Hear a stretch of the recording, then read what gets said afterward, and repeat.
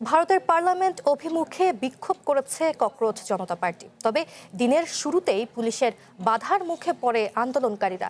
সিজেপির পদযাত্রা থামাতে লাঠিচার্জ করছে পুলিশ। তবে শান্তিপূর্ণ আন্দোলন চালিয়ে যাওয়ার ঘোষণা দিয়েছেন আন্দোলনকারীরা। কর্মসূচি সফল করার আহ্বান জানিয়েছেন অনশনরত সোনম ওয়াংচুক।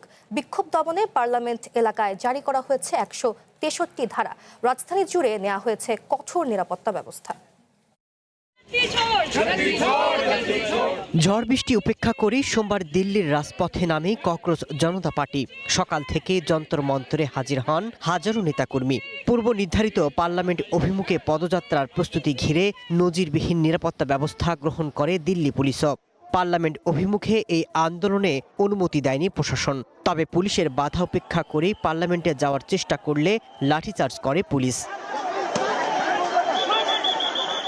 গোটা দিল্লিতে নেওয়া হয়েছে কড়া নিরাপত্তা ব্যবস্থা।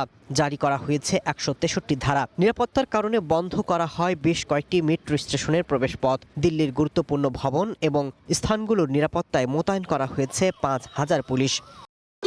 ভবিষ্যৎ হোক নিরাপদ, বিনিয়োগ হোক বিশ্বস্ত, আর আমার পছন্দ সল্ট বে। ওয়েলকাম টু সল্ট বে। আইন ভঙ্গ করলে কড়া পদক্ষেপ নেওয়ার হুঁশিয়ারি দিয়েছে প্রশাসন। তবে আন্দোলনকারীরা বলছেন তারা শান্তিপূর্ণ আন্দোলন চালিয়ে যেতে চায়। আমরা শান্তিপূর্ণ মিছিল করতে চাই। গত 30 দিন ধরে শান্তিপূর্ণ বিক্ষোভকারীরা এখানে সমবেত হয়েছেন এবং আমাদের শান্তিপূর্ণ প্রতিবাদ অব্যাহত থাকবে। সোমবার শুরু হয়েছে সংসদে বাদল অধিবেশন।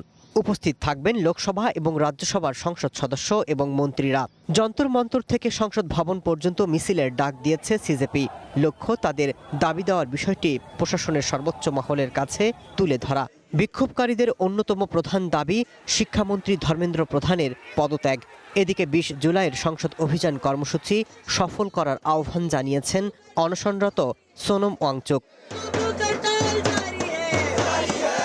যন্তর মন্তরে বিক্ষোভ কর্মসূচির ডাক দিয়েছেন ওমর আবদুল্লাহর ন্যাশনাল কনফারেন্সও। জম্মু এবং কাশ্মীরকে পূর্ণ রাজ্যের মর্যাদা ফিরিয়ে দেওয়ার দাবিতে এই কর্মসূচির আয়োজন করেছে তারা। কর্মসূচিতে যোগ দেন কংগ্রেস এবং বিরোধী জোট ইন্ডিয়ার অন্যান্য শরিক দলগুলো। সব মিলিয়ে সোমবার উত্তপ্ত দিল্লির রাজপথ।